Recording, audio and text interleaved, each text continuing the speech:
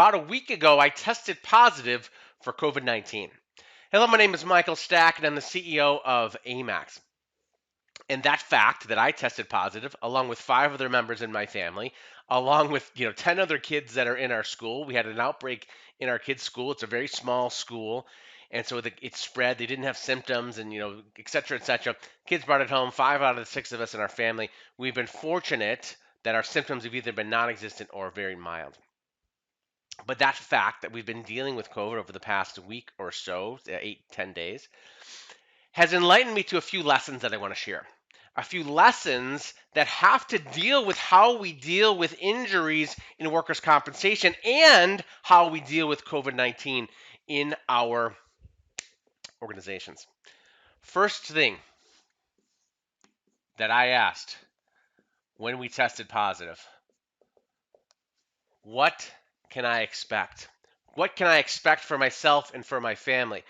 What is going to be coming around the road here that we kind of need to be prepared for? Obviously, we've heard a lot about it over the past 18 months, but now it's very real for us in the sense that we've tested positive. What are our expectations? 2, what are the policies? What is the policy now that we need to follow? What are the recommendations from the CDC as far as quarantine periods? What do you have to do? What is the waiting period? How much time do we have to wait to quarantine before we can now rejoin the world? And then what does that mean for us in terms of how that's going to work? What are the expectations? What are the policies? And then number 3, how do these things apply to us?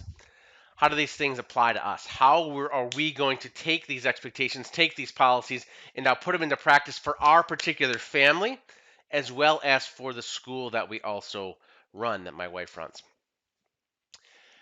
When you look at these lessons that we've learned here from COVID, I hope this rings a bell for you in terms of how we deal with workplace injuries, every single workplace injury that we have.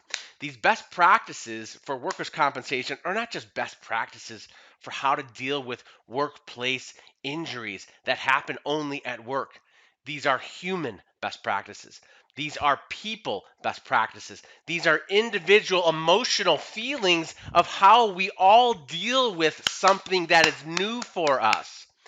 When a person is injured at work, they want to know, what are my expectations? Ding, ding, ding. That's your employee brochure. That's where you lay that out. This is where what you lay out. What is workers' compensation? Here's our policies. Here's our recommendations. And oh, by the way, this is how it applies to you at your organization. These work comp best practices are not strictly dealing with workers' compensation law in the state of X, Texas, Florida, California, New York, whatever state that you're in.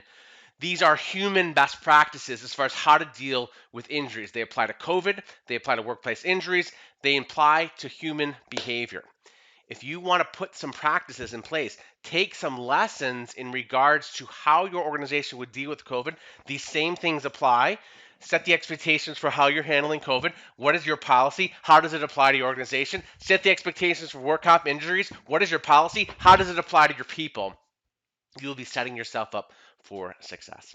Again, my name is Michael Stack. I'm the CEO of Amax. Remember, your work today in workers' compensation can have a dramatic impact on your company's bottom line, but it will have a dramatic impact on someone's life. So be great.